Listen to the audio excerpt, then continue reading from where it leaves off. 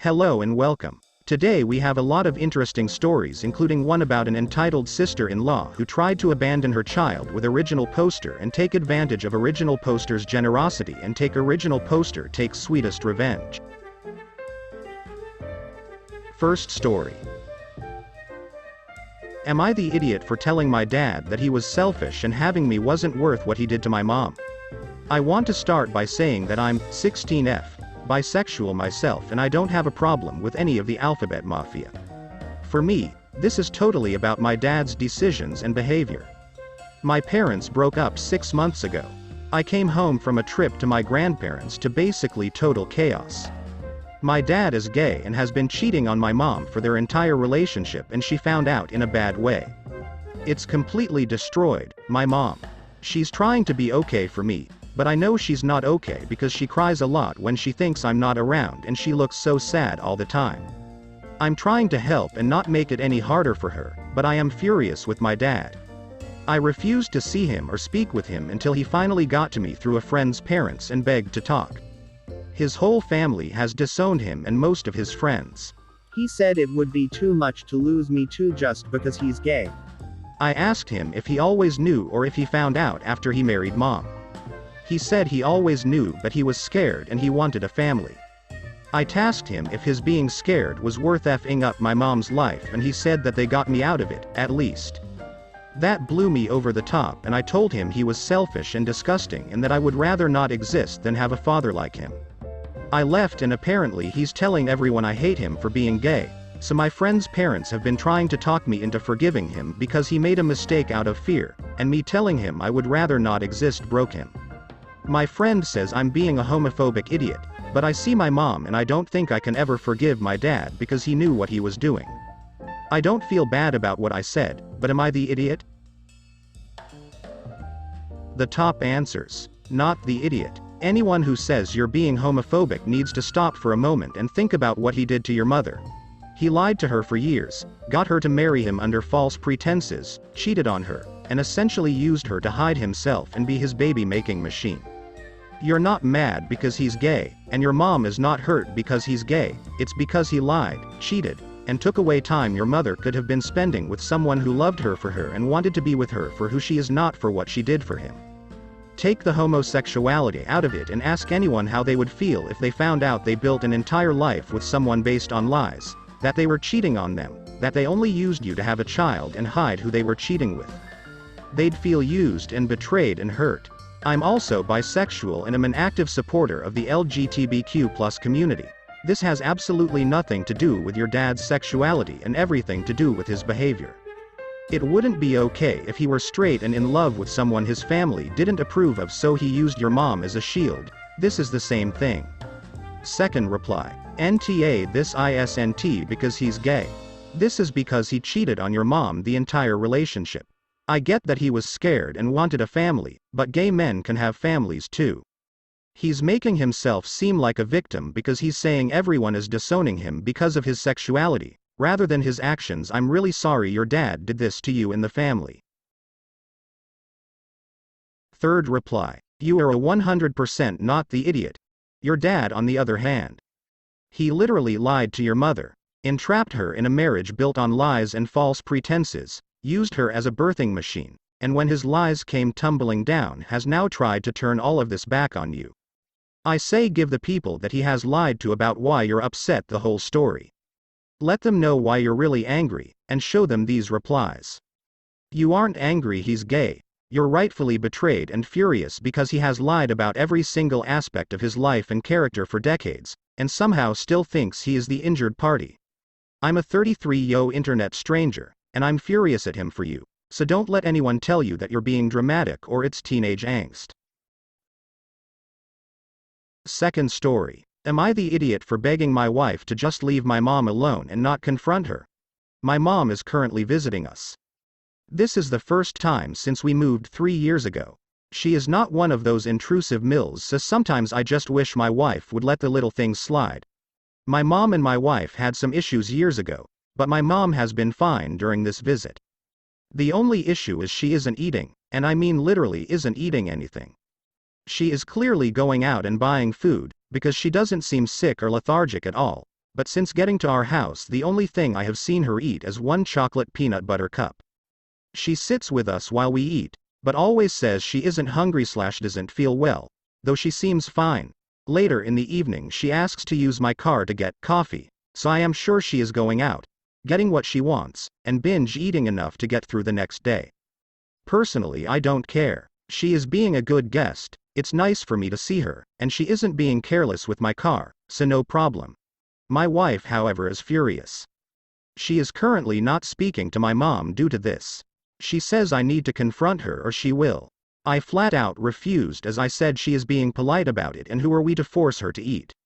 My wife called me spineless and said she is going to handle it. She called her mom and sister to get their opinion and is now all ready for a confrontation. I broke down this morning and begged her to just let it go. She accused me of wanting her to just shut up and endure for my sake and is now mad at me. She says she has to do it as I am being a mama's boy. My mom is flying home tomorrow and I just do not see any reason to make this an issue. Top replies. No judgment. There's more information about this that you aren't sharing. Are you and your wife or mom on a special diet, keto, vegan? Does someone have history of entitled dad? I feel like there are some major details missing because what you're describing is just very strange behavior. That said, I don't see any reason you can't have a simple conversation with your mom about it. Why does this have to be a confrontation? Original poster replies. No special diet. I don't know if entitled dad is the right word, but she has a history of being weirdly controlling about food, such as refusing to eat in front of people who make her uncomfortable like her new stepmom and taking it far enough that she was making herself sick. She is just going to brush off a conversation. We aren't close and there is no way she would share her private feelings with me. Second reply. Look, you described your mother's habits with the word binging yourself. Binge eating is a big symptom of entitled dad. Frankly, I think you need to be way more concerned about this than you are.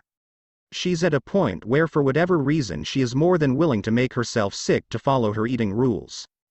This is not okay no matter how you slice it.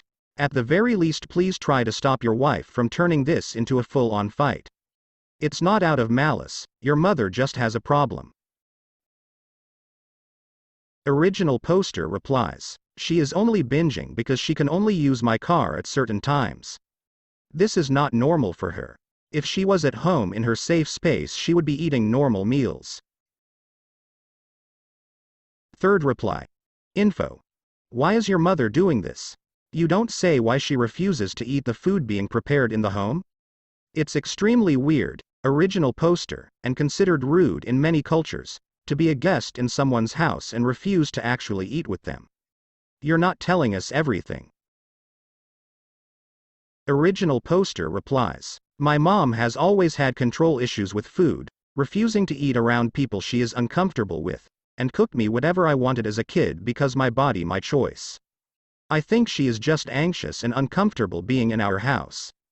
She is very healthy and athletic, nothing to be concerned with. Third story.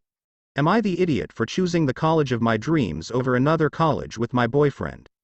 Am I the idiot for choosing a college of my dreams over going to another college with my boyfriend? I, 17F, my boyfriend, 17 male, are seniors in high school and are going into college next year. It has been getting to my boyfriend because he's worried and sad he won't get to see me. He can't function without me, as he says. He has decided and told me that whatever college I choose, he'll go there too.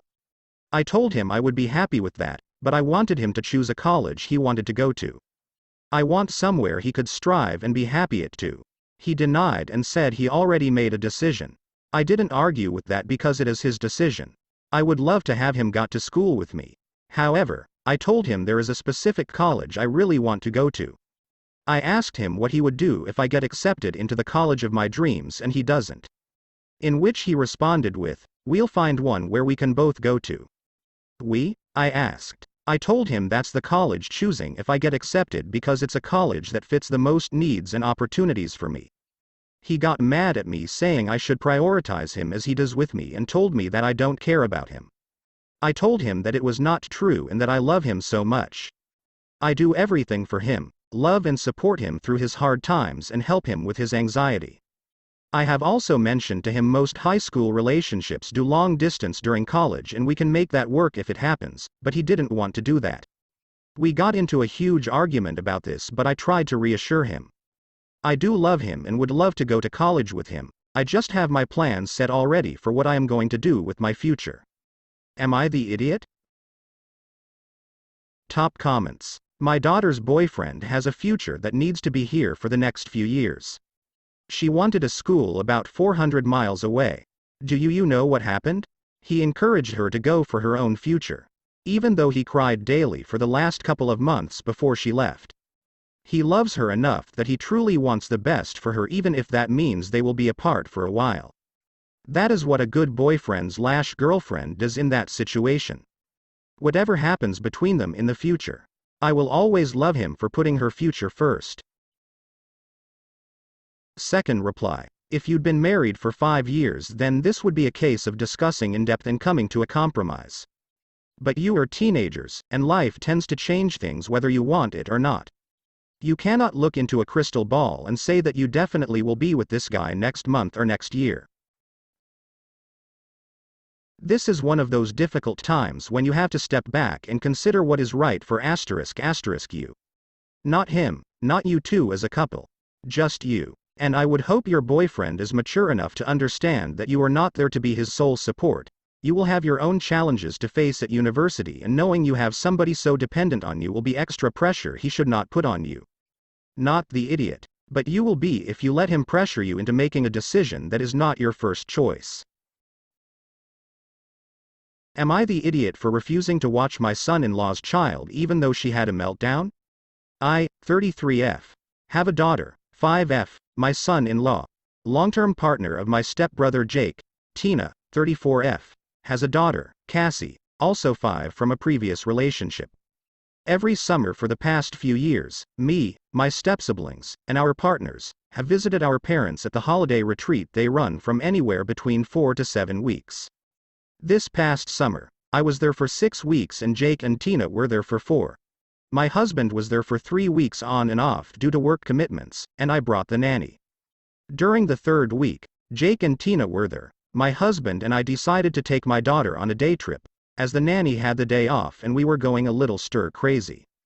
We told everyone at breakfast. Afterward, when it was just the women at the table finishing our tea, Tina asked if we could take Cassie with us on our day out. I was very confused as to why Tina would ask this, as I have barely any interaction with Cassie. I find some of her behavior very off-putting and I don't have a natural inclination towards children, and second, Tina and I don't know each other well enough that I'd ever consider asking her such a favor. I said no, it was just a family day out for the 3 of us and presumed that would be the end of it, but Tina insisted. She begged me to take Cassie and said she hasn't had a break the whole summer, she's overwhelmed and would like to spend some time with Jake. I said no again, and Tina asked if my nanny could watch Cassie for a few hours, but I told her it was the nanny's day off.